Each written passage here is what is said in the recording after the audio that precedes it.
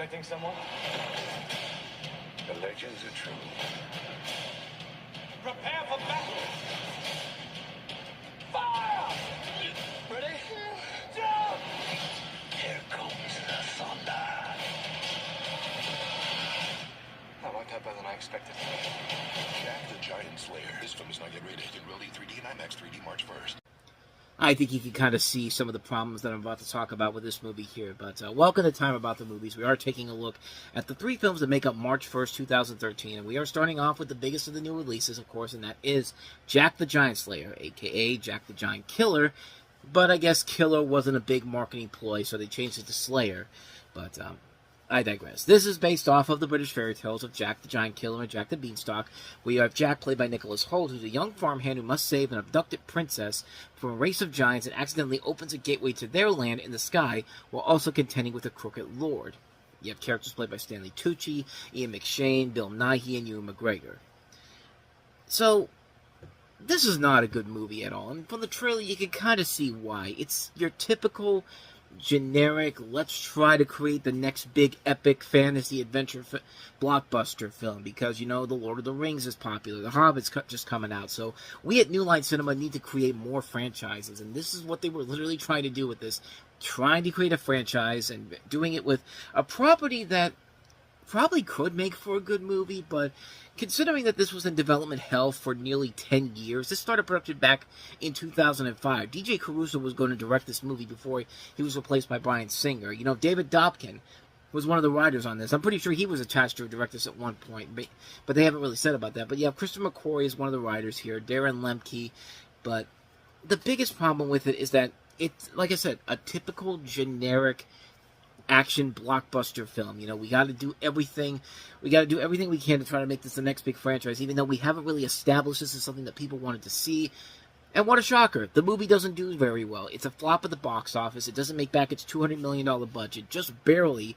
It's $3 million off of that money, which it probably made its money back through digital and media, physical media, all that type of stuff. But who would really want to sit watching around one of these movies after watching this one here? It's a boring movie. There's nothing intriguing about it. The giants look okay, and I guess look okay, but at the same time, they don't.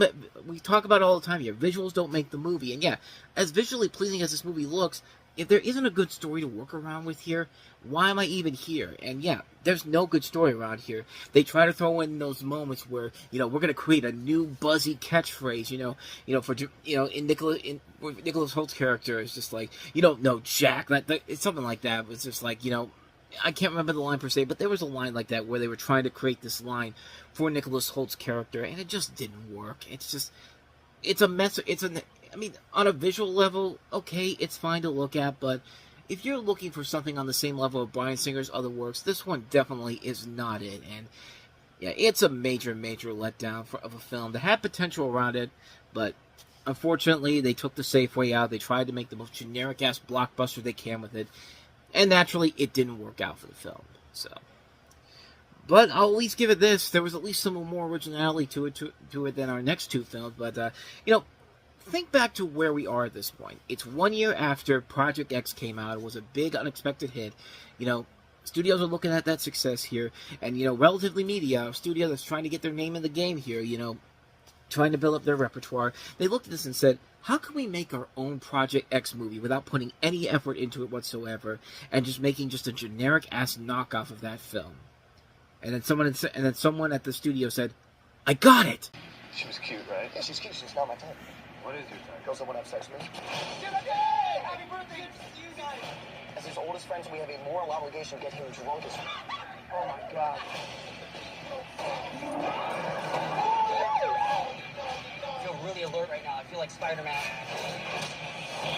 Oh, my God! 21 and over. Trust me, I've done this 1,000 times. Sure, he's fine. Great. In theaters March 1st.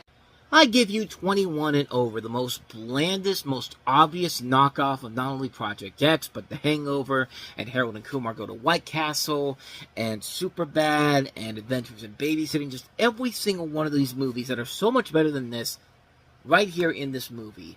And it's funny enough because Miles Teller actually had a cameo in Project X. So I guess they saw that and said, well, you were in Project X, you gotta be in this movie, we'll give you a real movie here. And no, it's not a real movie. And these two people, John Lucas and Scott Moore, who wrote this, wrote The Hangover, of course, but they are also the guys who have directed such wonderful masterpieces of garbage like Bad Moms, A Bad Mom's Christmas, and also they wrote The Change Up. But then again, they also wrote Ghost of Girlfriend's Past, but, they wrote Ghost of Girlfriend's Past and The Hangover. That's 2 films out of all the films they've written for, like Chicken Little, Rebound, 4 Christmases, The Change Up, Bad Moms, Bad Mom's Christmas, Jexy. So yeah, what I'm trying to tell you is that these guys are not great filmmakers. Stop me if you've heard this plot before, because it's so revolutionary and new. This film follows a trio of friends who go out drinking the night before one of their friends has a medical school interview the following morning to celebrate their 21st birthday, and of course chaos and hilarity ensues. Yeah, you think it's like I said, it's movies that are literally the films we just talked about. It's Project X, it's The Hangover, it's Superbad, it's Adventures in Babysitting. It's all these movies where everything happens on this one night, and the differences between this movie and the films I just talked about, those films are actually funny. Those films actually have something of value here. And yeah, they have good people in here. Miles Teller is a good actor. Skylar Astin's a good actor. You have Sarah Wright in here. She's been in a bunch of stuff too. She was on Parks and Recreation. But this movie is literally just nothing but a bland, generic ripoff of Project X. And it's not even clever at it either. It's a lazy film. The comedy isn't funny. The message of the film is so bland and so thrown in there. There's just nothing of value to this film whatsoever. Except if you wanted to see something like Project X again, here you go. But you know what? You'd be better off watching Project X than having to sit through this garbage again. This is a lame movie. It's a lousy, lame film. It's not even raunchy. It's not even clever in its raunchiness. It's just stupid. It's just a stupid, stupid film. I hated the hell out of it. Yeah, I didn't like this movie at all. 21 and over, it's just a bad film. Bad film. So, yeah, if that wasn't bad enough to wrap the show up here, we have a sequel to a horror film that people didn't even remember 3 years after it came out, and somebody at CBS Film said, you know what was popular 3 years ago? The Last Exorcism. We gotta do another one of these movies, because clearly the demand is there for that, and no, there wasn't. He's still out there. Who is? The demon. On March 1st. What are you watching? Watching you. Stop it! There are some forces. He's coming for you. I can have you with him. You cannot escape. He has great plans for you. Believe in him!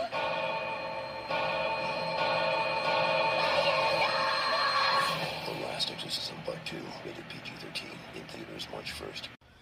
So, just to clear things up here, what was the original film known for? Being a found footage movie set in the world of an exorcism. That was the real cool thing about that movie. That's what made that film kind of fun. Some of the other horror films that were coming out around that time. The first one wasn't bad. So CBS Films basically said, "Oh, we can't do that. We got to take the found footage format out of there because people aren't going to see these movies anymore. So what do we have left in return here? Another bland, generic-ass exorcism film." The film follows Nell Sweetser, played once again by Ashley Bell, as she attempts to recover from her past experiences and start her life anew. Nell then starts to realize that the demon that had previously possessed her has come back for her. Yeah. This is a stupid movie, man. It's the same damn movie we see with every other exorcism movie here. Why am I even bothering to see this movie? What, so I can see one of Damien Chazelle's early films that he wrote? Yeah. The Oscar-winning writer of Whiplash and La La Land wrote this movie, people. And, yeah, obviously his stuff it doesn't feel like his stuff was in there because, yeah, this is a terrible film. But this is a lazy written script overall. But, hey, you get to see Julia Garner in one of her early film roles. This was right in between her... Actually, this might have... No, I'm wrong. Because she was in a Martha, Marcy, May, Marlene, and also The Perks of Being a Wallflower. And, she was coming up in the world. She was essentially coming up in the world in a few years away from, really breaking out with stuff like The Americans, Sin City, A Dame to Kill For, and now she's one of the hot stars in Hollywood with Fantastic Four: First Steps and Weapons this past summer. But, Yeah, she's in this movie too, and she's useless in here. I mean, not really because of her, because the script overall just isn't there. It's the same damn thing we see in every other horror film. The only reason The Last Exorcism had any notoriety to it was because it took the concept of the found footage format and made something interesting out of it. But once you take that out of there, this becomes nothing more than just a generic, is fake as hell exorcism movie that we've seen done to death before. And there's nothing about this movie that makes it significant whatsoever. And people just weren't buying into it. Yeah, it made its money back. It made 5 times its budget overall. But nobody wanted to go see this movie. This thing barely made a dent in the box office when it first came out. They were going to make a third film, and then they realized, oh shit, we realized now that there was no reason to make this because nobody wanted to be a part of it. And like it just doesn't work overall, and it's a movie that has lost the complete purpose of what made the first film notable, and it does the thing that every horror studio wants to try to do: set itself up for a sequel that never is going to happen. It's just like you took the first movie, which was a standalone film, and made something interesting out of it. Now you have butchered it, and have just made it another boring ass generic exorcism movie that does not work. And yeah. Thank God we never got another one of these movies, because what else is there to do with this, honestly? Like, there's nothing else you can do with an exorcism movie that this film is trying to do that hasn't been done much better and stuff like The Exorcist. Like, this is a shitty movie. This is a terrible, terrible movie. It does not deserve to exist for any reason whatsoever. And who knows? Maybe if Damien Chazelle and Julia Gardner hadn't made this movie, they probably would have gone on to be much bigger successes than what they are right now. I mean, they are big successes, but what I'm trying to say is that they should not have been involved in this movie, and this movie is just garbage, okay? That's what I'm trying to give you the indication of here. Avoid The Last Exorcism Part 2 like the plague.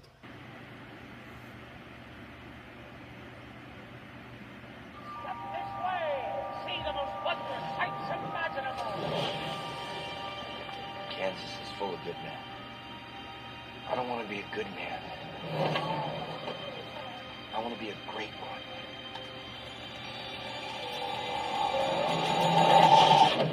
You're gonna need that!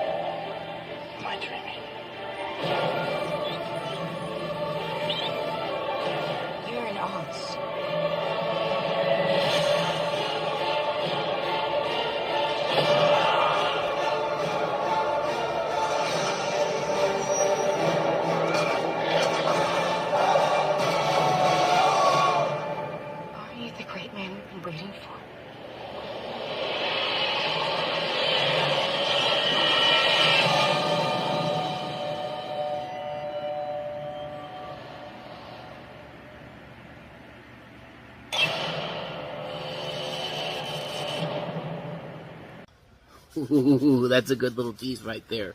I mean, the Wicked Witch of the West in this movie is going to be in here, so it's going to be very interesting to see how this plays out in the movie. I mean, that was an intimidating shot right there, and surely they won't ruin that by making this the actual full look at the Wicked Witch look like one of the funniest fucking things I've ever seen in my entire life.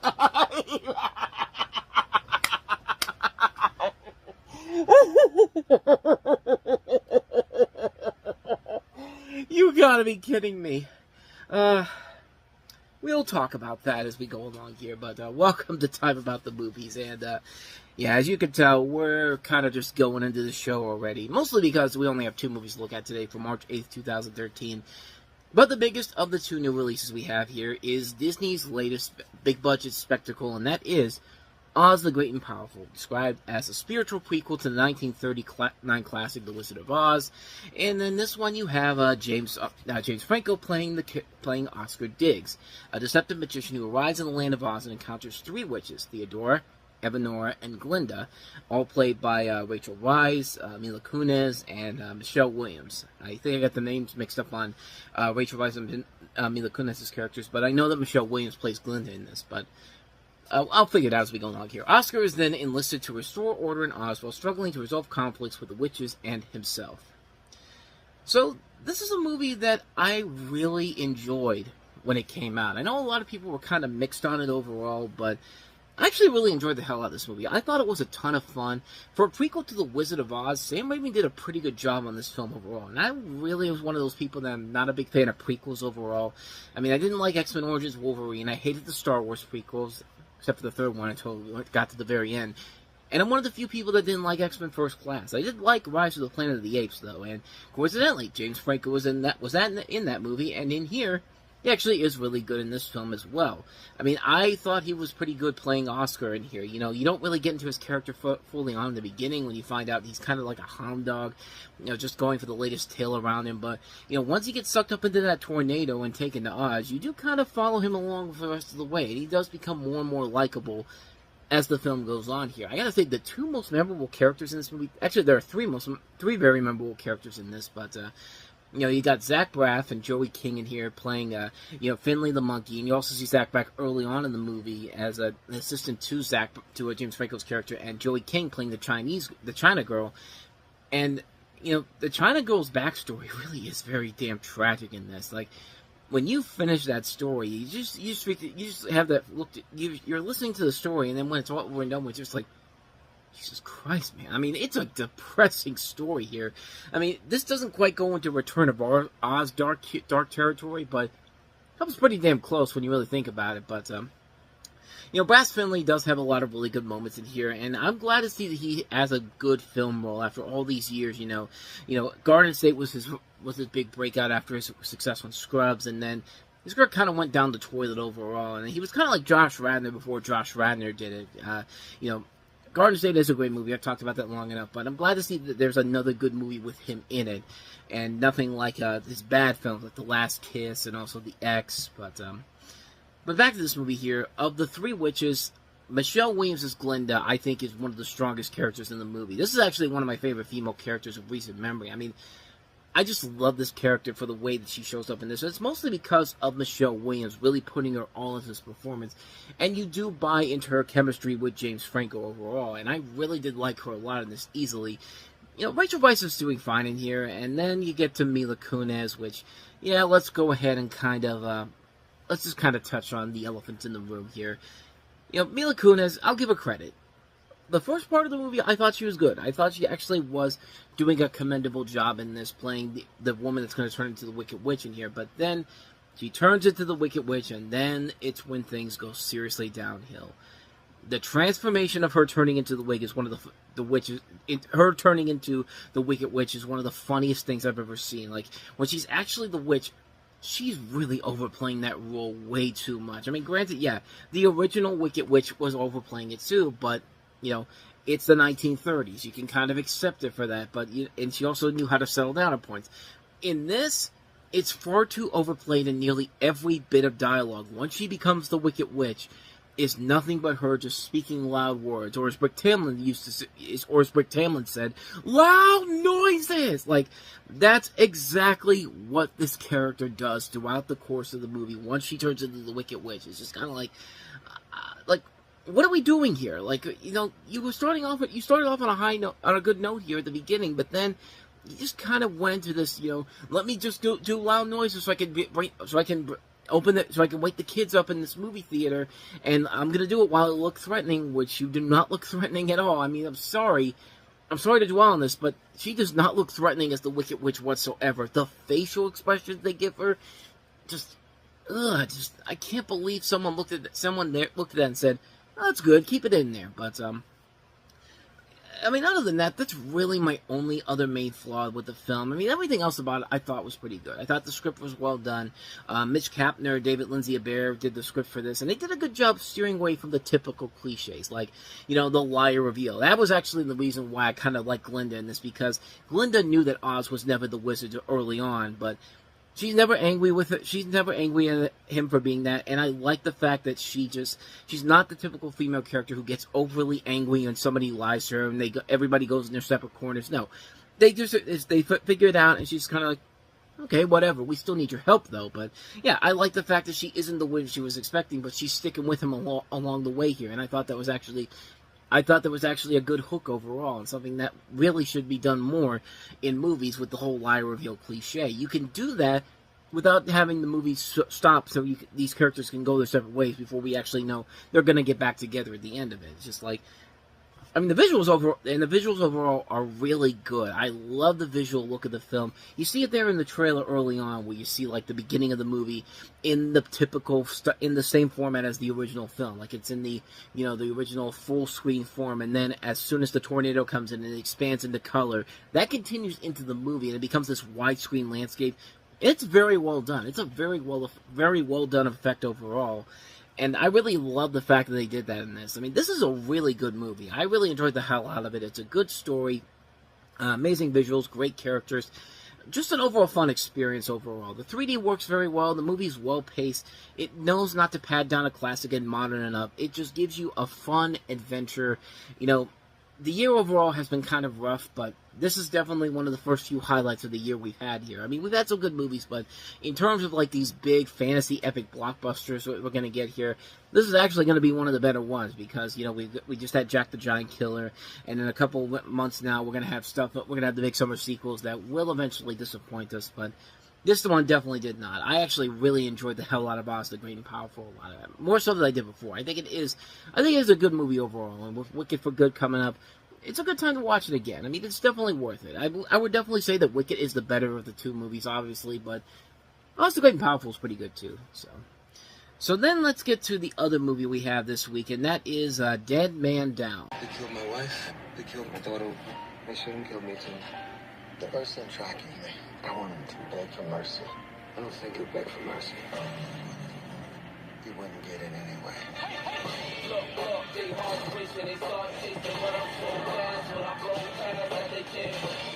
He will find you. He will kill you. If there's anything left in this world that he cares about, I'm gonna burn it down. Dead Man Down. Rated R. They killed my wife, they killed my daughter, they killed my son, they killed my cat, they killed my dog, they killed my fish, they killed my hopes and dreams, they killed my fucking car. I mean, haven't we heard these lines done much better in better movies besides this? I mean, not a very good sign for going into the beginning of this movie here, but in this film you have Colin Farrell playing Victor, a rising gangland player who's infiltrated the crime empire run by ruthless kingpin Alphonse, played by Terrence Howard, with the single purpose of making Alphonse pay for destroying his once happy life. As he meticulously orchestrates his vengeance from his high-rise home, Victor watches and is watched by Beatrice, played by Noomi Rapace, from The Girl with the Dragon Tattoo, which, coincidentally, this film is directed by that person who made the original The Girl with the Dragon Tattoo, with Rapace's Elizabeth Salander. She's a mysterious young woman who lives in the apartment across from his. On the surface, a fragile woman-child, Beatrice sees with a rage of her own. When she uncovers Victor's dark secrets, she threatens to expose them unless he helps her carry out her own campaign of retribution. Each fixated on avenging the past, they devise a violent and cathartic plan that could change the world forever. Beatrice is kidnapped by Alphonse towards the end and is a race against time to save her. This is also written by J.H. Wyman, who of course you know from shows like Fringe and Almost Human. I mean, he's done a lot of stuff before this too, but most people know him for his work on Fringe and all that. Fringe is a great show overall, but this is also a WWE production, which is very odd because, as far as I know, there is nobody in here. Well, okay, I take that back. There is a couple people in here from WWE. Wade Barrett, Stuart Alexander Barrett, if you will. Is Luis da Silva one, or is this somebody else? No, I guess not. I think of the people in here. Yeah, I think Wade Barrett is the only one in here that's a WWE member. And, this movie isn't terrible, but it certainly isn't a good movie either. And I think the biggest problem with it is it feels like it's trying to be too much like a new generation's Rear Window. And Rear Window overall is one of Alfred Hitchcock's greatest classic movies of all time. But this, it feels like it's trying a little too hard to be a much more intense and much more engage is in an enthralling Rear Window remake for a new generation, but it's also throwing in a little bit of true romance in there, some old Quentin Tarantino stuff like Pulp Fiction. Like, you definitely get a sense that they're trying to copy all these other movies and try to make something original with it, but it's just not there with this movie, unfortunately. And give the actors overall credit in this. They're doing the best they can in here. You got Dominic Cooper in here too, as well as Isabel Hubbard and also F. Murray Abraham. So there is a good cast overall involved in this project, but once again, a good project, a good cast overall. Can't really save a script if it's not really being helped out here by the people who are writing it. And yeah, we've just kind of seen this stuff done before in so many other better movies overall. What you get here is a film with its intentions in the right place, but unfortunately, it just doesn't deliver on what it promises in the end. It just, you feel kind of let down about it once it's also over and done with. So take that for what you will. So anyway, that is Dead Man Down for you.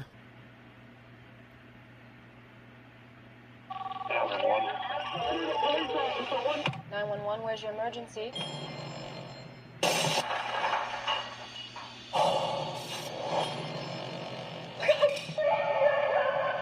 Officers are going to be there any second. He's going back downstairs. Leah?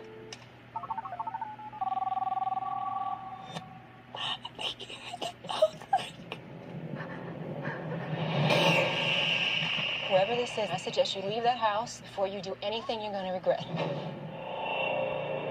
It's already done. This marks the 6th girl murdered. Investigators believe they are dealing with a serial killer. I'll be here when you need me. You know that, right? I'm on my way home now. Love you too. Bye. Oh my god. Oh no! 911, where's your emergency? I'm in the trunk. I've been kidnapped. There's no location. It's a disposable, no chip. Please help me. I don't know what to do. Okay, listen. For us to help you, I need you to help me. We're gonna fight. Can you tell if you're on a freeway or Surface Street. freeway? Okay, kick the tail lights out. I did it. Good work. I want to see if any other car is going to be able to notice you. Now find a release lever. Please, I've been kidnapped. Open the door now!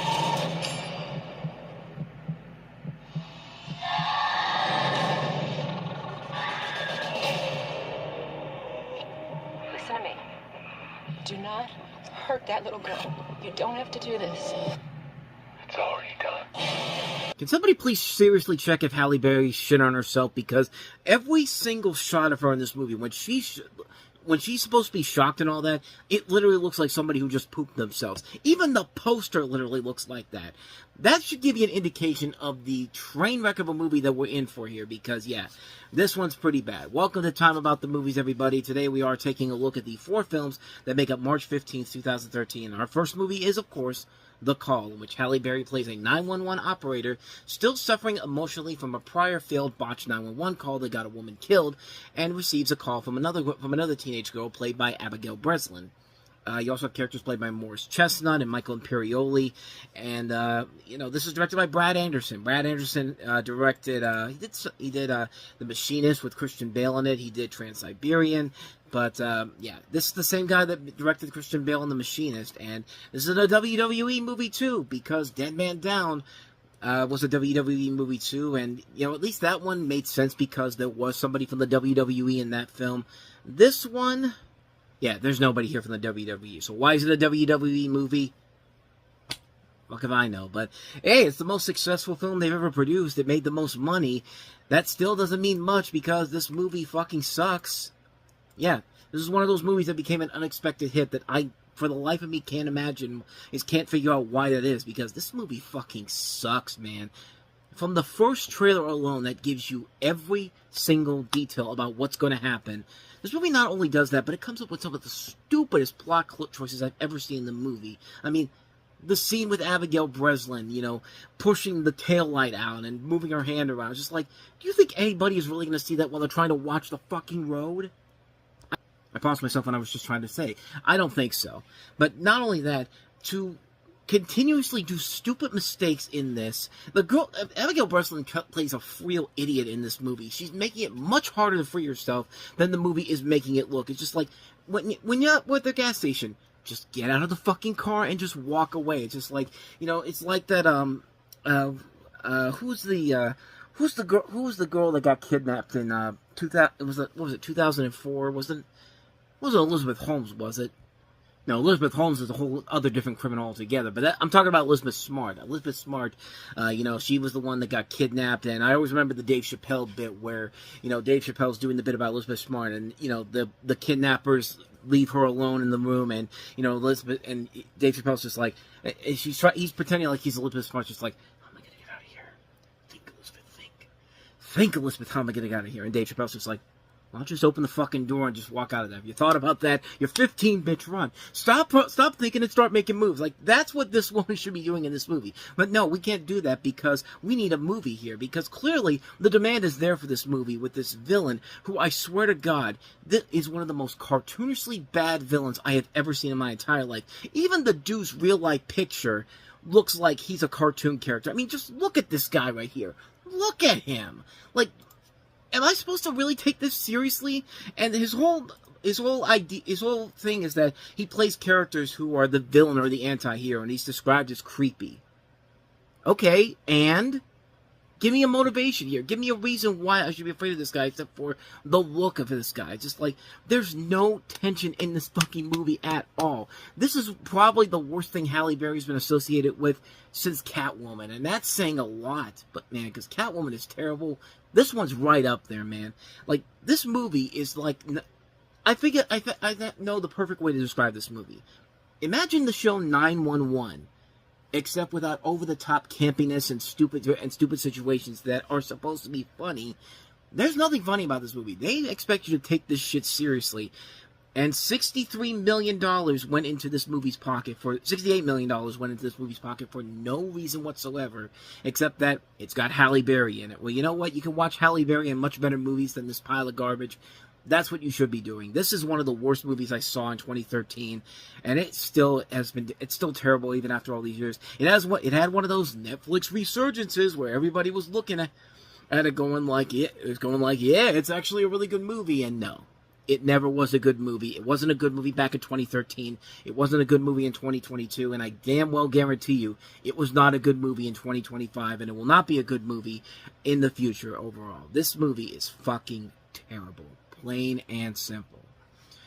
So let's see if we can turn the tide here with our next movie that we have here. James Gandolfini is one of the stars in the movie, not one of the big stars. I say that because I saw him in this trailer that we're going to talk about here for Jim Carrey and Steve Carell in The Incredible Burt Wonderstone. Welcome to the amazing world of magic. Wow. Everyone loves a magician, and they'll love you too. Do you want to be my partner? More than anything.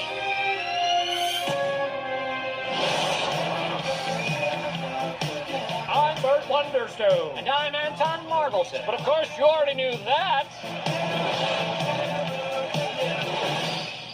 Your ticket sales suck. What?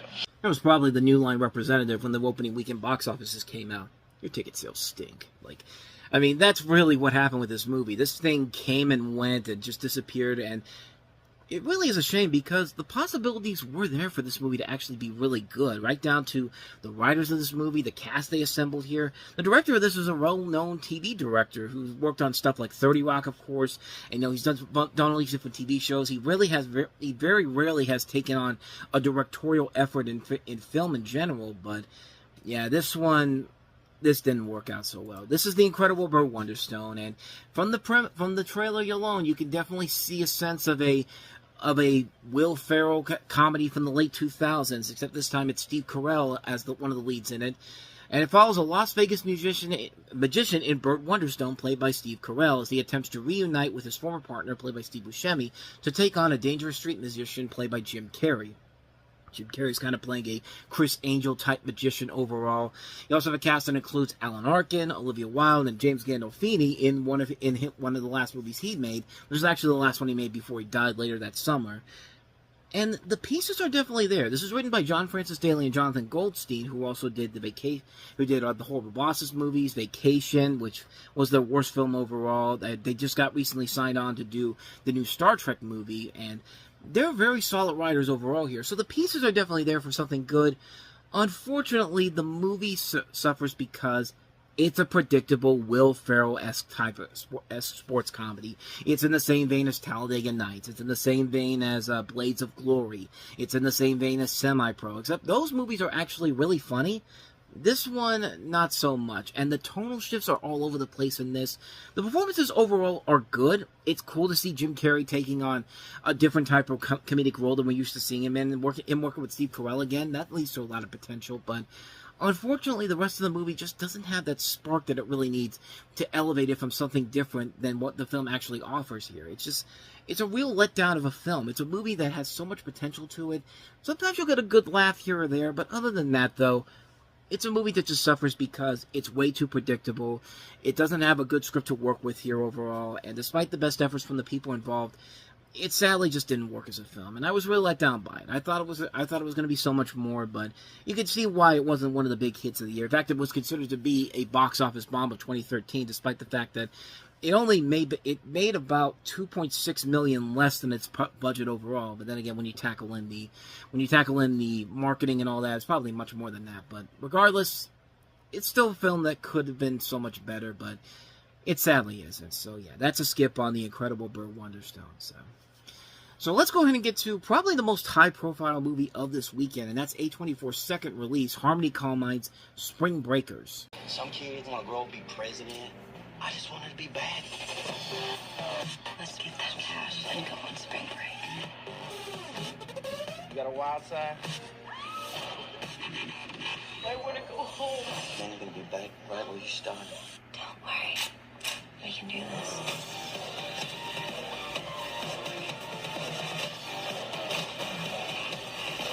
Spring Breakers. What if we just used you to come here? Rated R. Let's be honest. This right here was the selling point of the movie. You've got James Franco as a Cholo James Franco sitting there with scantily clad Selena Gomez, Vanessa Hudgens, Ashley Benson, and Rachel Corrine in skimpy bikinis and all that.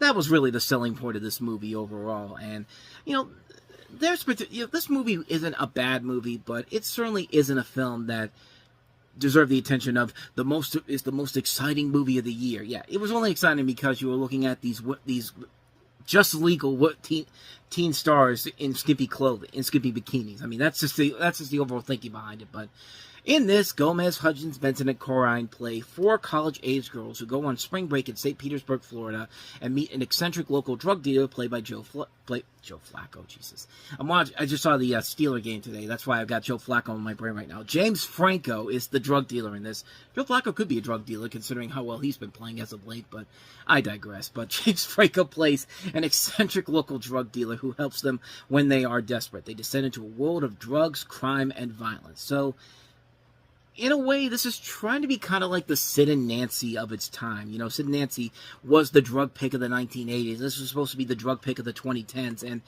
I don't think it really was. This director overall has made some notable films such as Gummo. Gummo actually was his most notable film, he also, as a writer and director, but he also wrote Kids, the controversial film we touched on back in 1995. And his films overall are kind of a mixed bag. So, is stylistic at times, unique for the ways they go dark at times. This one, I feel like, was trying to do so much more, but it just didn't have the spark it needed to really elevate itself. It kind of reminds me a lot of it kind of reminded me of Burt Wonderstone, a movie that has high ambitions to it, a good cast and a good director overall to make it work, and they just can't stick the landing because the script overall really isn't anything that deep or anything unique in general here. I'll give it this. The casting overall is really good. James Franco actually does play the drug dealer very well here. And the 4 girls are very well done. Selena Gomez, Vanessa Hudgens. Ashley Benson was somebody I really liked from Pretty Little Liars, even though I never liked that show. I looked at her and was just like, this chick could actually have potential as an actress in the future. And then roles just didn't really open up for her. Like, stuff that really should have made her a household name really didn't live up there. But she was good. She's one of the few things I liked about that show. In fact, I mean, honestly, most of the girls on that show were fine. The show itself was not that great, but, they play their parts very well here. The film overall is fine, I guess, but you really do feel like there was so much more left on the table that just wasn't appearing right in front of them. And, yeah, the film overall, mixed bag, not a bad movie, but certainly a film that could have been so much better than it actually was, so... Yeah, overall, for a one-time watch, I guess I would say it's fine just for the curiosity's sake. But other than that, though, there really is nothing about this movie that makes it stand out or anything. Like, if you want a good drug movie that came out in the 2010s, I highly recommend Dope, which we'll get to in 2015. That's a great movie. One of my favorite films of that decade, so that is Spring Breakers. So let's go ahead and move on to our last film that we have here. Studio Ghibli's latest film, From Up on Poppy Hill. Those flags that I raise, they're a message to my father, and it says, I pray for your safe return. He was a captain on a supply ship, but his ship sank during the Korean War. I hope you find someone. Then maybe you won't need to raise those flags anymore. Well, fuck you too, bitch. I mean, what the hell was that? Like, it's like, she literally is telling you why she has those flags up, and she's just like, yeah, maybe you should go find somebody so those flags can come down. It's just like, fuck off. I mean, but I digress. That is the latest Studio Ghibli film, From Up on Poppy Hill, and it's set in 1963, Yokohama, Japan. Japan? Why am I having trouble saying Japan? The film tells the story of Umi Matsuzaki, a high school girl living in an old hospital-turned-boarding house called the Coquette Manor. While Umi meets Shun Kazama, a member of the school's newspaper club, they decide to clean up the school's clubhouse, the Latin Quarter. However, Tokamaru, the chairman of the local school board and the businessman, intends to demolish the building for redevelopment for the 1964 Summer Olympics. Umi and Shun, along with class president Shiro Mizunama, must persuade Tokamaru to reconsider. So this is one of those Studio Ghibli movies that I got to very late on. I didn't really see the film until well after it was in theaters. Like I got a box set for Christmas of all the Miyazaki movies on there, and I don't think that was included in this particular set. I think it might have been released before this movie came out. Let me double check here. I was about to look online and I realized just go downstairs and get it. I got it right here. The Collective Works of Hayao Miyazaki set. Let me see. What did this come out? 2015 this came out. So maybe it is included on here. Let me see. I don't remember it being on here, but I want to be delicate with this because this film reel. Actually, I might have to. Let's see if I can get it off. Okay, give me 1 second. Yeah, this film reel here is very delicate, and I'm afraid if I try to open it while it was on the air, I was going to rip this off. So that's why I paused it for a second. Let me see if this actually is on here. I don't think it is. I don't remember it being on here, this particular set, because I thought it came after this. But let's see. Go to the back here. Let's see.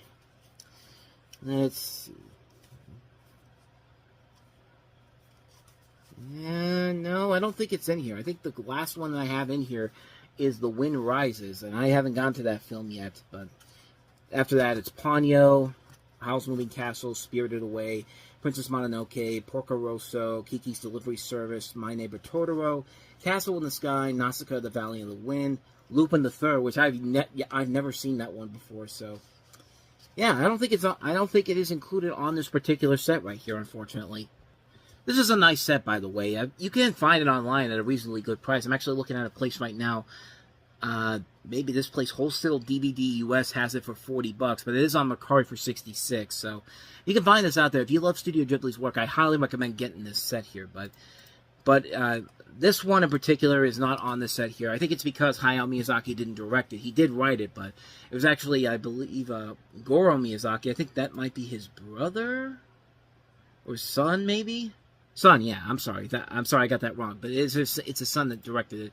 But overall, Studio Ghibli movies usually turn out to be really good. I think there's only been one real bad one, and that's when they tried to go CG. I think it was Earwig in the. It was like Earwig in the. Earwig. Where is it? It's here somewhere. I'm sorry for these pauses. I thought it would be here, but I can't see it here. Earwig and the Witch. That's probably his worst one overall. But then again, it's a movie that was originally a TV movie, so that was eventually put in theater. So I'm guessing maybe they didn't put their best effort into that one overall. But yeah, that's definitely the worst one of the Ghibli films. But this one overall is pretty good. It's a movie that you expect the best from Studio Ghibli. Great hand-drawn animation, really good storytelling, some really good captivating characters overall. That's Sarah Bolger from the Spiderwick Chronicles doing the voice of the main girl in here. And everyone here does their jobs very well here. This is actually one of those few ones that does not have a stacked celebrity cast overall. I think she actually is the biggest name in that movie, with the exception of Ron Howard, who actually has a little bit of a cameo in this. But other than that, though, yeah, it's a really good movie. It's definitely what you expect when you think of a Studio Ghibli film. A fun film overall, really well done, great animation, great storytelling. I can't recommend this one enough. Yeah, from Up on Poppy Hill. Definitely check it out.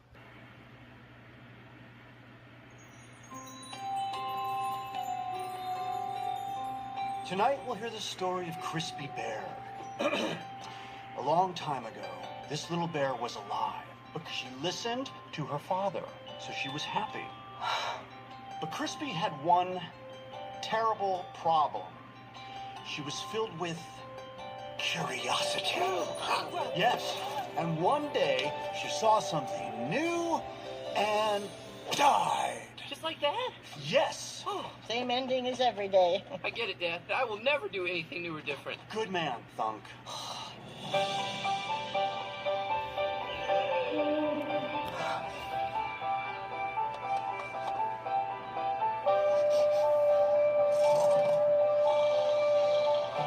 My family has always survived by living by my dad's one rule. Never leave the cave.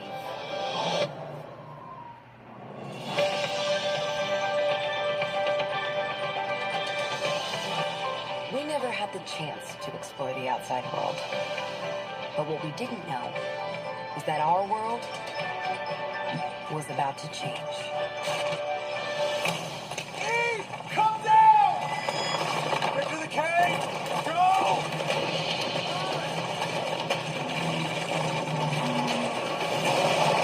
Look out!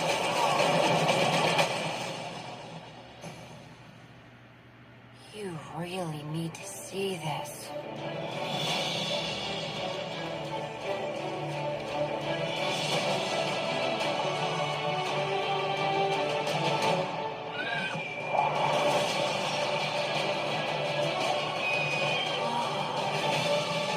It's so beautiful.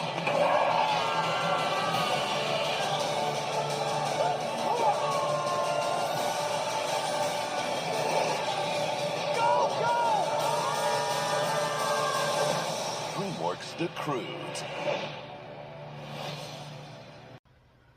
Welcome to Time About the Movies. Today we are taking a look at the 4 films released on March 22nd, 2013, and we are looking at the first DreamWorks animated film released by 20th Century Fox, between 2013 and 2017. Yeah, 2017, because they didn't have a movie released in 2018. DreamWorks animated films were released by 20th Century Fox after many years with Paramount, and then before that Universal, and then they eventually went back over to Universal starting with 2019. But this is the first of the 20th Century Fox DreamWorks animated films. And in The Cruise, you have this film set in the prehistoric Pliocene era, known as the Cretaceous, a period which contains fantastical creatures, where a man's position as the leader of the hunt is threatened by the arrival of a prehistoric genius who comes up with revolutionary new ideas like fire as they trek through a dangerous but exotic land in search of a new home. And DreamWorks Animation had been on this hot streak for so many years, just like Pixar did, even though Pixar put out the far superior films. And there were rarely any misses from DreamWorks, with the exception, of course, of Shark Tale. And this was before, we got to stuff like Turbo and the Boss Baby movies. But they had been on a roll for a good long period of time, and this streak was going to continue with this film in particular. This was a really good movie. It's not up to the levels of something like a Shrek 2 or How to Train Your Dragon is one of DreamWorks' best films, but you got the people who made Lilo and Stitch and How to Train Your Dragon working on this movie, so chances are it's going to turn out to be a really good movie, and it did turn out to be a good film. There's a lot I liked about it. I like Nicolas Cage in this as the father. He puts more heart and effort into this than most of his movies he had done in the last couple of years. He's returning to form here. He's kind of like Adam Sandler in Hotel Transylvania. You don't expect much from him going into it, but the trailers don't really show you an indication of what this guy can really do in this movie. And he really does play this role very well. And you realize there's a reason why this guy won an Academy Award nearly 20 years ago for Leaving Las Vegas. And it shows it here. Speaking of Oscar winners, future Oscar winner Emma Stone is pretty good in here. I like the chemistry she has with Ryan Reynolds' character, who plays the genius who comes up with the new ideas for them. You got Cloris Leachman, Catherine Keener, who I really did not recognize her as the voice of the mom in this movie, surprisingly. Clark Duke from Greek in this is pretty good, and Hot Tub Time Machine, of course. The story works very well. It does a good job of not falling into the same old cliches that I get so sick and tired of seeing in animated movies. I like that it takes different approaches overall, but it is because of the people that made the film, and I'll get to that in just a second here. The visuals are incredible to look at. I mean, Oz the Great and Powerful just came out 2 weeks ago, and those visuals looked amazing. These look just as good. I mean, this is a movie that has so many beautiful imagery to look at once they get to this new world. And you see a little bit of it in the trailer there. And again, that's the power of Chris Sanders and director Kirk D'Amico, who did Lilo and Stitch and How to Train Your Dragon previously. Chris Sanders knows how to tell an amazing story and to keep you invested no matter what the project is. Even in some of his lesser stuff, like The Call of the Wire, which I like that movie a lot more than people do, but yeah, the guy knows exactly what he's doing, and the movie doesn't pad out its runtime with pointless, crude humor, but instead mixing a very good story with a lot of heart and humor. I mean, the final 5 minutes alone got me choked up when I first saw it. Even though I knew what was going to happen, you know, it's hard not to watch that and start shedding tears for this. I mean, that's the great thing about Chris Sanders' movies, too, is it's like, these movies can be so emotional, man. I mean, we just saw The Wild Robot a year ago, and yeah, there's parts of that movie that almost made me tear up too. I mean, that's the power of what this guy has done as an animation director in his entire career, man. He is so good.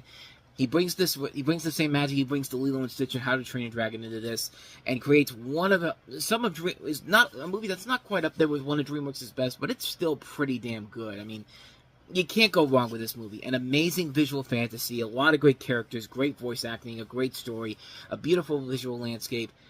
It's a terrific film. I enjoyed the hell out of it. I recommend it very much. The Croods, really, really good film. So with that, Toy Boat. With all of that said, let's go ahead and move on to our next movie, which is the first of our two Die Hard in the White House movies, Olympus Has Fallen.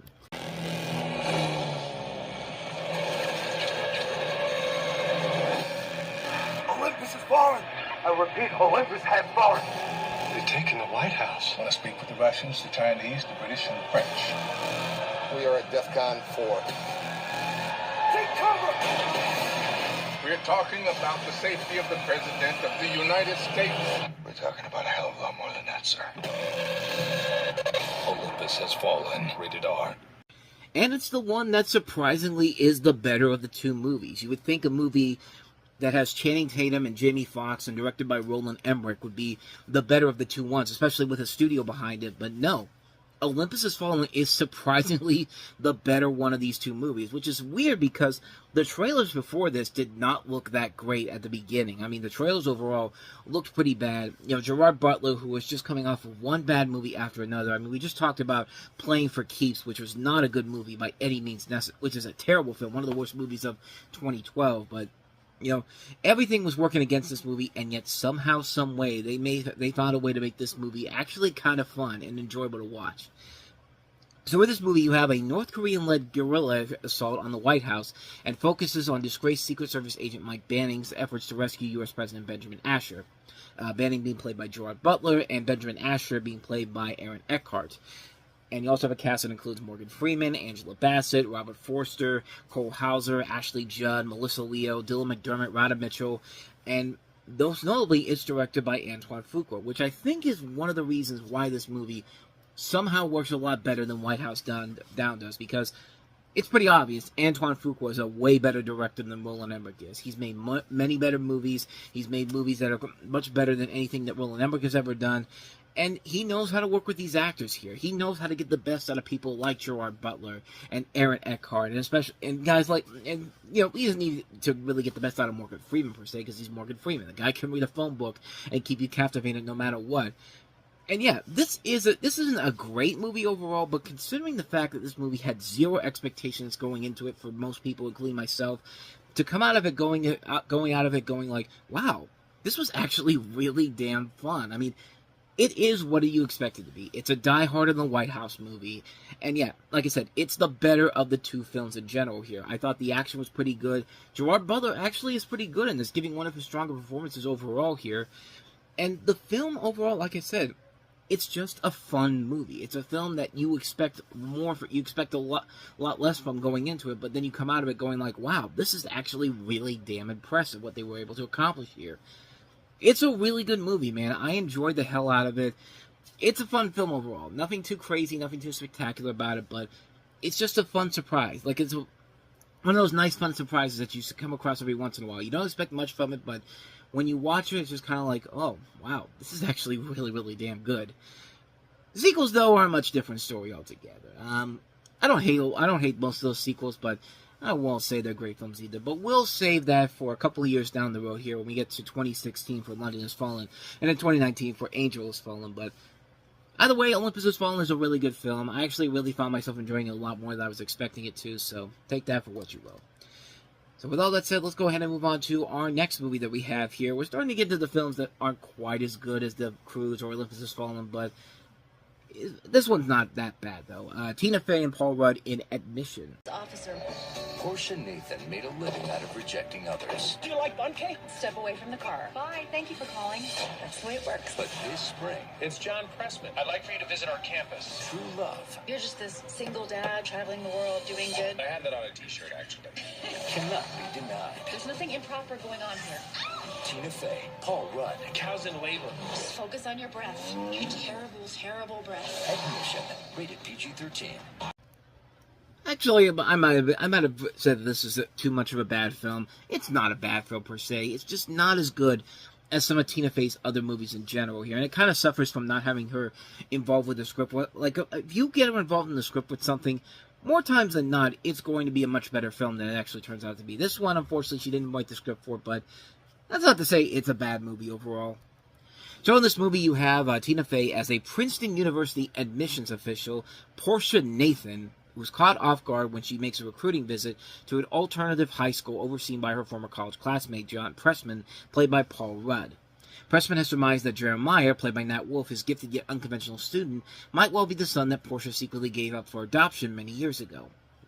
Soon Portia finds herself bending the rules for Jeremiah, putting at risk the life she thought she always wanted, but in the process finding her way to a surprising and exhilarating new life and romance she never dreamed of having. And that right there is kind of the big flaw with the film in general here. It's kind of all over the place in the story department.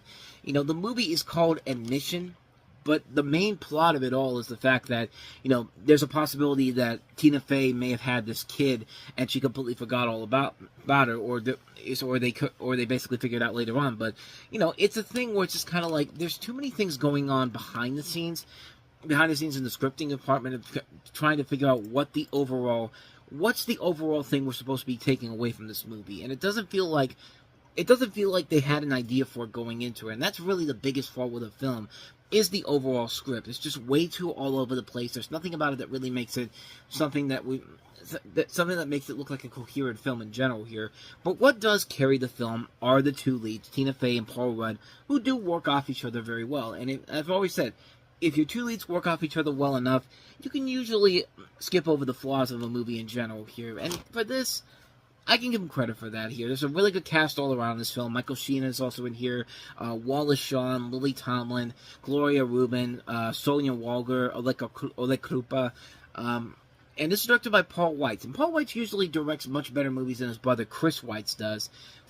Even though, to be perfectly honest, one of the things that Paul Weitz directed was the infamous Little Fockers. So, needless to say, this is definitely a vast improvement on that film. But, yeah, overall, a mixed bag of a movie per se. Not a great film, not a bad film either. Just kind of in the middle there. I thought it was okay for what it was, but it felt like there should have been so much more. You felt like there was more on the table that they could have done with it, had the script been so much better. And unfortunately, the script just wasn't working for it overall. So, mixed opinion on Admission. So those are all the films that I can at least say are good, to range from great to good. Now here comes the piece of shit. A movie that, as I said before, makes movie 43 look like Citizen Kane by comparison. That is inappropriate comedy.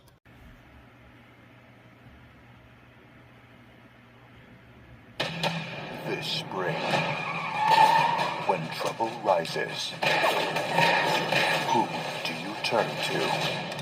Go ahead. Make me gay. from Vince Offer, the guy that brought you the slap chop. Fuck, was that the guy from ShamWow? Comes an assembly of the most inappropriate comedy ever. I hope we go straight to the titties, not a lot of talking. You'll get action. You want Bojack? I give him Bojack. Girl, I can blow myself. You'll get romance. I call your pussy Rihanna, because my dick's gonna beat it like it's Chris Brown. You'll get offended. Is your pussy like slanted? It isn't just crazy. It's downright. Let me just sniff. No, hey. Fucked up. Free trips to Africa. Chicken, get the chicken. Follow it. You're gonna make Follow it. Did you tell them about the basketball? Whoa. I mean, really, do I need to tell you anything more about that? That last bit there should have been the sign for you to stay the hell away from this movie. But nope. We have to keep talking about this because, just before we get to that, though, does this movie seem familiar to you folks out there? If it doesn't, allow me to give you a little refresher for you. The single most offensive movie ever made. Yeah, that's good. Thumbs up, in the words of Michael Jackson. The shocker comedy you've been waiting for is finally available. Oh, not now, honey, not now. It's the underground comedy movie. Music by No Effects, Guttermouth, and more. With supermodels in the John taking a... Welcome. These movies look very familiar, don't they? Well, it's just because it's made by the same director, Vince Offer, the man who did this film, and also known as the ShamWow guy. The movie he did before this, 14 years prior, was the underground comedy movie, a movie we covered on this show back when I think it was either the 1999 episode or the 2000 or the 99 Leftovers episode, but we covered it on the show.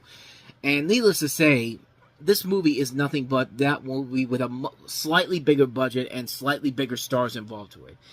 And, it turns out this was originally envisioned to be a sequel to the underground comedy movie, but they changed it to inappropriate comedy. And essentially the movie is that you have all these different sketches that Vince Offer uses on this tablet, including segments that are very similar to the underground comedy movie. In the underground comedy movie, there's a scene where, Jenna Lee Nolan is doing the Marilyn Monroe thing, and this time it's Lindsay Lohan, except this time it's even more stupider and completely pointless. Like it's no reason to be in there. There's a Flirty Harry sequence featuring Academy Award winner Adrian Brody. Yes, this is what he did in between The Pianist and The Brutalist, and good lord. Like, this thing is you thought Hugh Jackman with balls on his chin in movie 43 was a career killer. This thing could have easily destroyed Adrian Brody's career, but luckily, 11 years later, he got back to relevancy with an Academy Award nomination for The Brutalist, and also the one that he won the Oscar for. So his career is back on track. But my God, this movie is a movie that could have easily been a killer. The whole bit in this movie about Flirty Harry is nothing but a bunch of double entendres. Just literally the entire script for this is just make as many gay jokes and puns as you can, and after a while, it gets so fucking old quickly.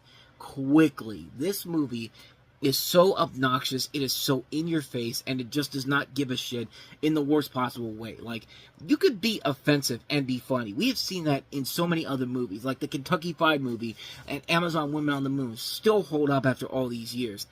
Movies like this and movie 43 do not, because they're trying to...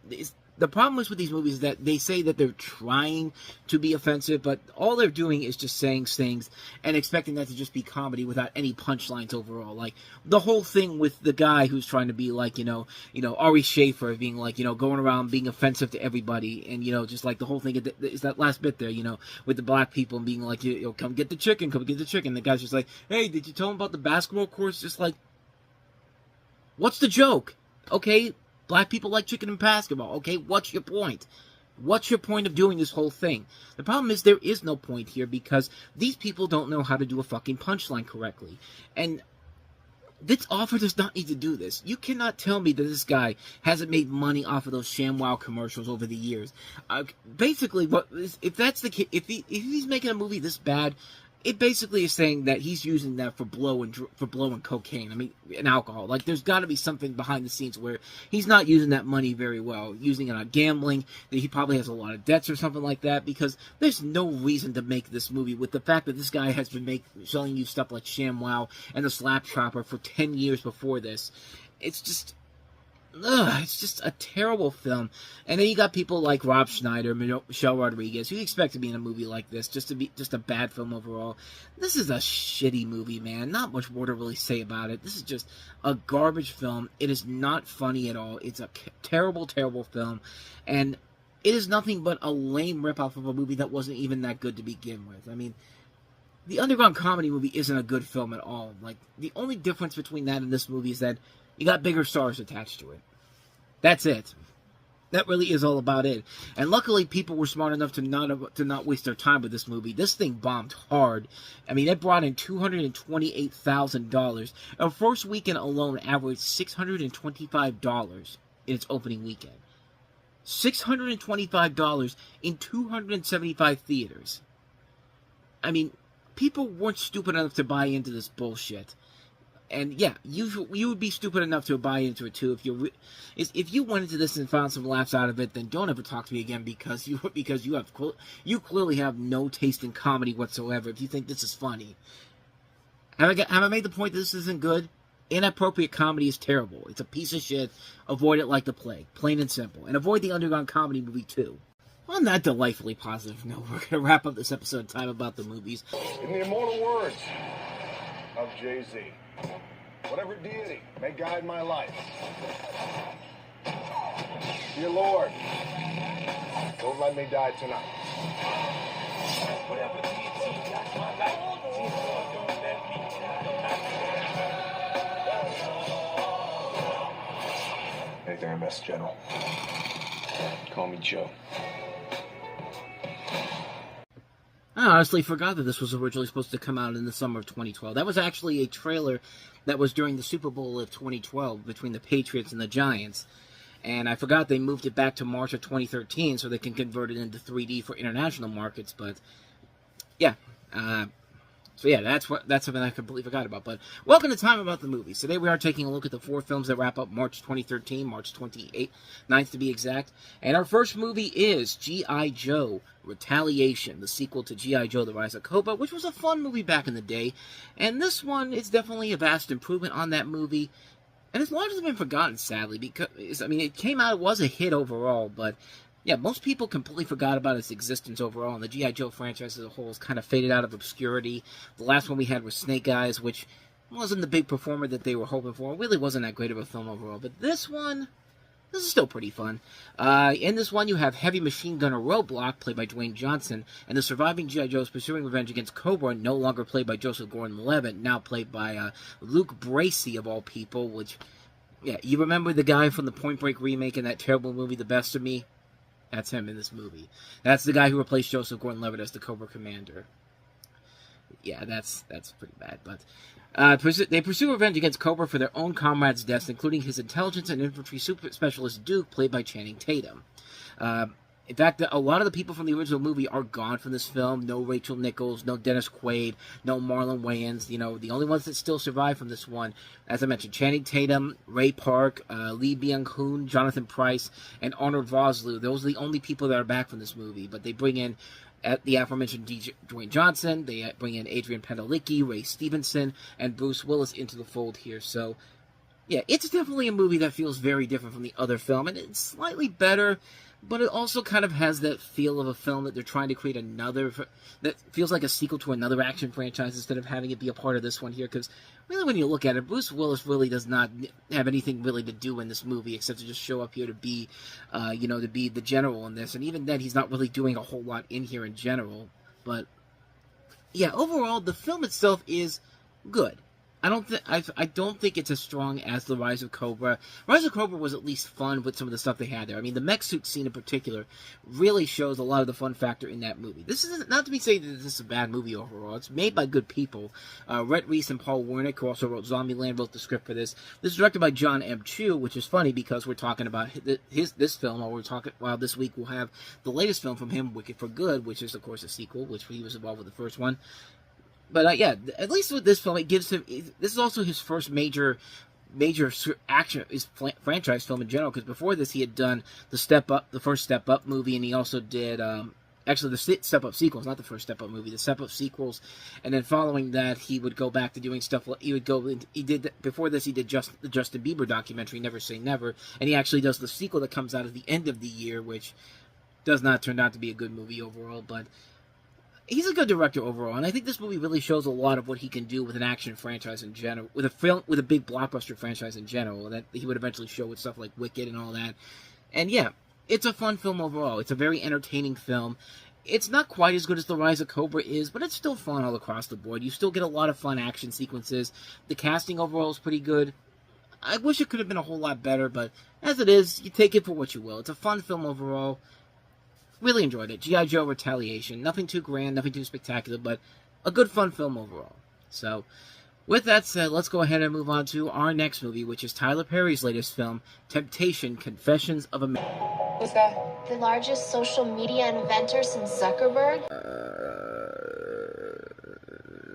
Okay. Let's start off with that. Kim Kardashian and her acting in this. Here's the thing with Kim Kardashian. She's not the best actress in the world, but you know what? She's still a lot better than Paris Hilton is. But then again, that really isn't saying a whole lot. It's basically me saying, which piece of dog shit is much better for you to clean up? The hardened turd or the liquidy stuff?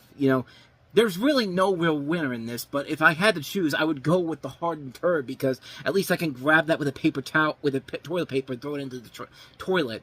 With the liquidy stuff, it's just like you really need to like wipe it up with a paper towel, with the toilet paper, and then wrap it up the thing, and it's just kind of like like it's not a pleasant experience. And I know this whole thing isn't going to be me talking about dog poop. Is what kind of dog poop you want to pick up, but hey, I mean, there might be a video out there in the future for that. Who knows? I mean, the internet, YouTube can be crazy out there, but the point I'm trying to get across here is that Kim Kardashian isn't the best actress in the world, but I'll give her this.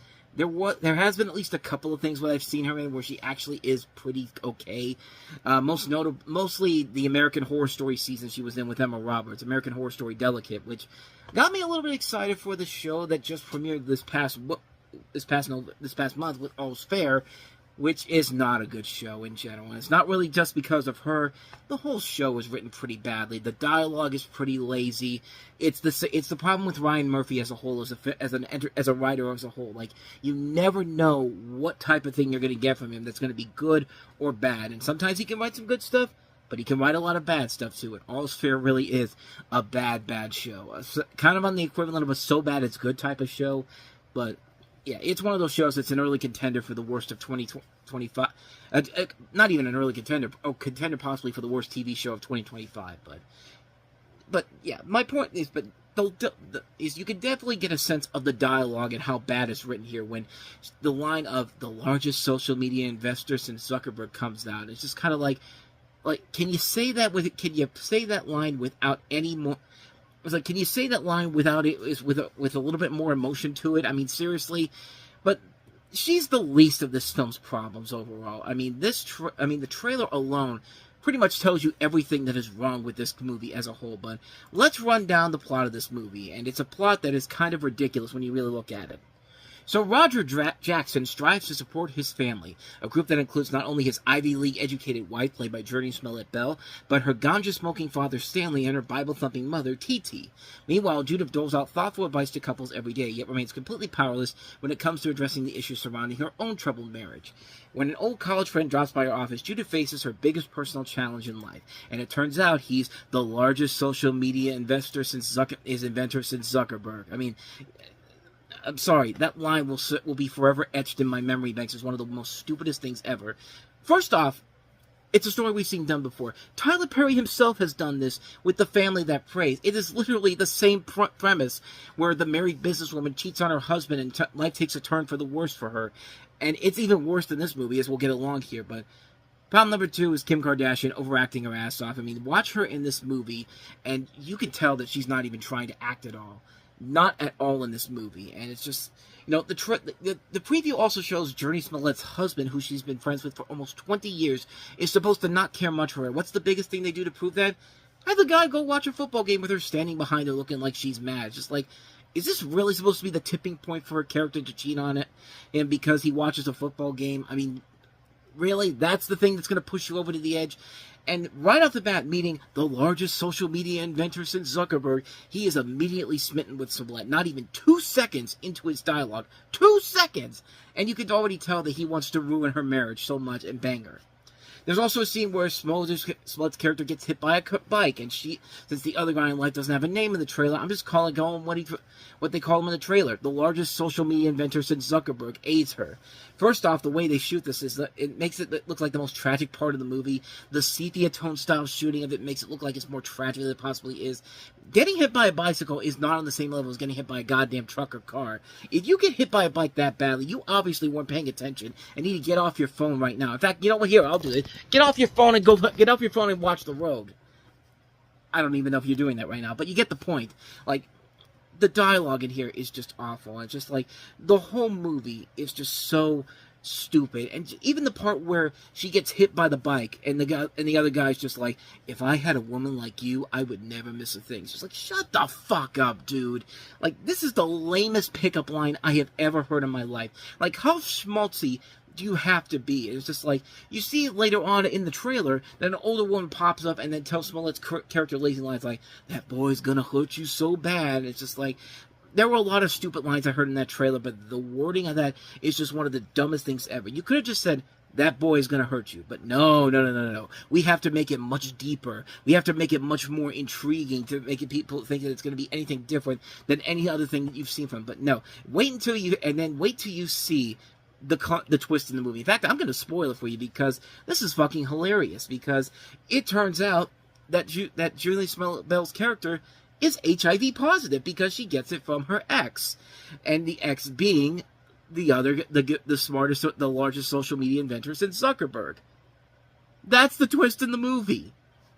This is one of the stupidest fucking movies I've ever seen in my entire life. This is Tyler Perry at a new low. Like, this thing is one of the dumbest movies I have ever seen in my entire life. The whole movie is just nothing but let's create twists and turns for the sake of having a story going forward.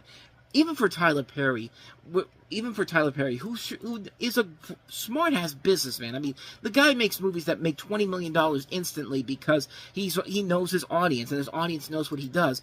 But even this film was a success as well. He knows exactly how to bring his audiences into this.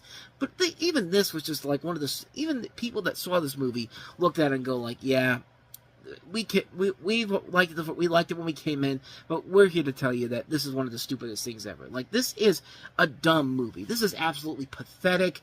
It's not a good movie by any stretch of the imagination. It wastes some good talent in here with Journey Smollett, and Vanessa Williams can be a good actress overall. Hell, Lance Gross is pretty good. Brandy Norwood is a good actress. Like, these are good people in here, but they're not given anything to do. They're just there to read a script that is badly put together by Tyler Perry, and just do it.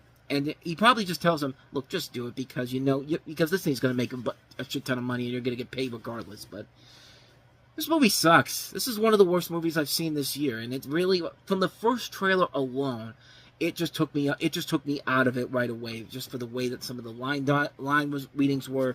This is a terrible movie, an absolute dog shit film, plain and simple.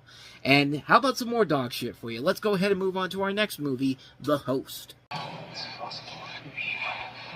My name is Jared Hall. I haven't spoken to another human being in 2 years. Melanie, Strider.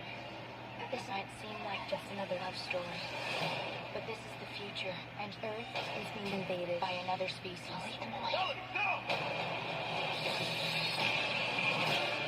Humans are not like the others. They have inhabited.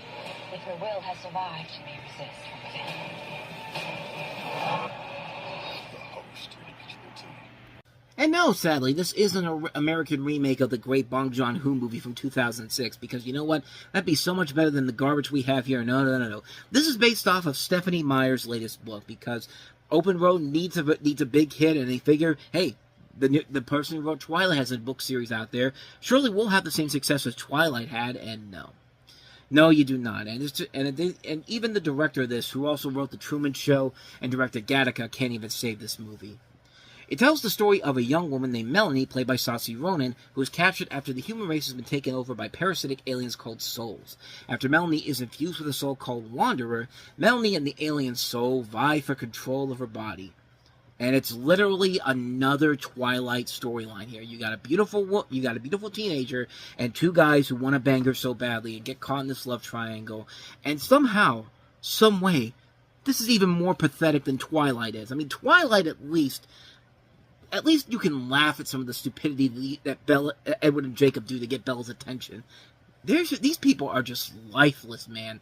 This is nothing but a botched down version of Invasion of the Body Snatchers, and not in a good way, shape, or form. Like, even the Invasion, the Nicole Kidman and Daniel Craig movie that came out 6 years prior, was better trying to capture the spirit of Invasion of the Body Snatchers than this. It's like Stephenie Meyer saw Invasion of the Body Snatchers and said, "Oh, that's way too scary. How can I make this without all the scary things in it?"